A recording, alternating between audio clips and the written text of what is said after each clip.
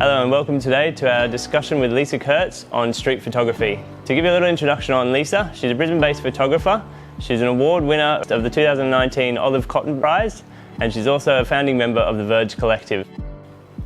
Street photography at its heart is candid photography in public places.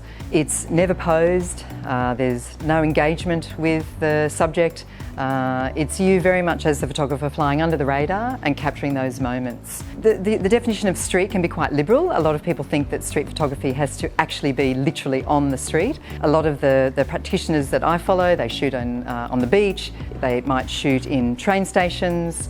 I've even seen some work recently out in regional areas. So street, I think, is the actual location. It's not literal, and it's more the philosophy of being in a public place. And a lot of people talk about the legalities of street photography, and but are you allowed to take photos of people in public places?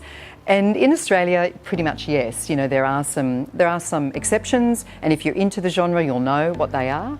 But primarily, the ethos of street photography is always candid and always public places. There are a number of contemporary practitioners that I really enjoy following.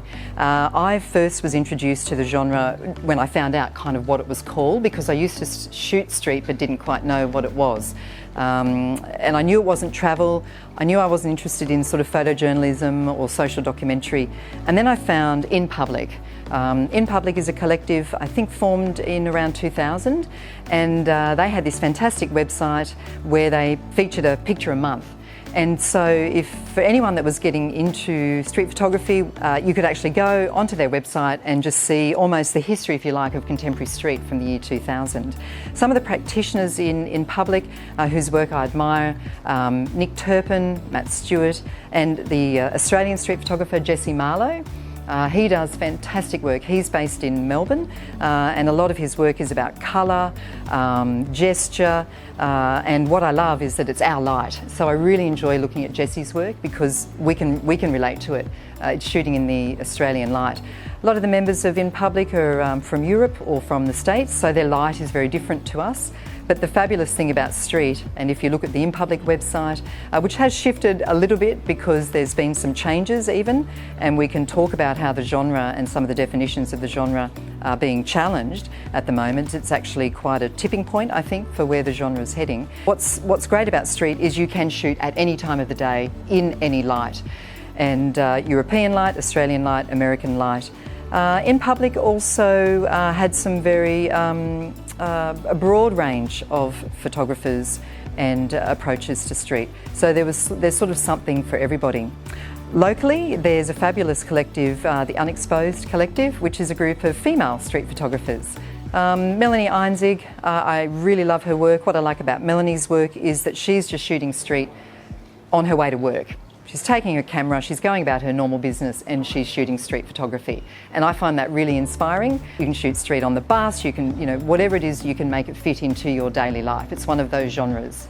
I think over the years that I've been shooting street, there are some locations that I just feel are black and white. Often it's because there's just something really classic about that scene. I know, for example, a lot of people are inspired by the Grand Masters, so the Cartier-Bresson, Gary Winograd, Elliot Erwitt, and of course all of those photographers shot in black and white, so there's a bit of a nostalgia or there's a bit of a reference back to the beginning of the genre. But for me it's an emotional response to the street, and it's often when I'm there on the street. I've shot street with everything. I've shot it with a full frame SLR with a 24-70 lens. I've shot it with a small compact mirrorless camera. I've done a whole entire series of street work on my phone.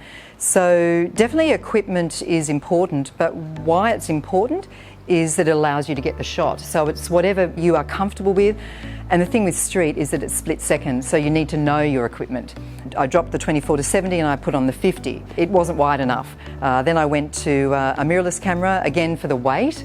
They're so much easier to lug around, and that's the thing with street. You can be on the street for hours, so you need to have something that's really comfortable for you and lightweight. And so I currently shoot with an 18mm, but obviously with the crop it's probably sitting at about a 28.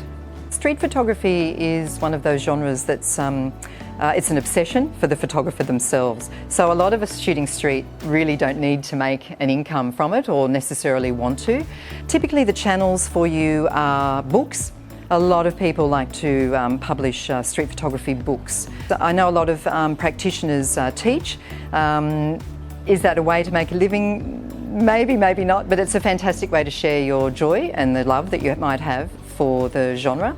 The third and final way, and this is I suppose what I respond to and what I enjoy, is exhibiting your work and selling your work as art, as a photograph, whether that be matted and framed and looking all fantastic, or whether that's perhaps in an exhibition it's just a loose print, whatever that might be. But certainly seeing it as art, I really respond to that, and that's pretty much how I would imagine that many street photographers would see their work. For the last, I think maybe 3 or 4 years, I've been working with Brisbane Camera Group as a mentor.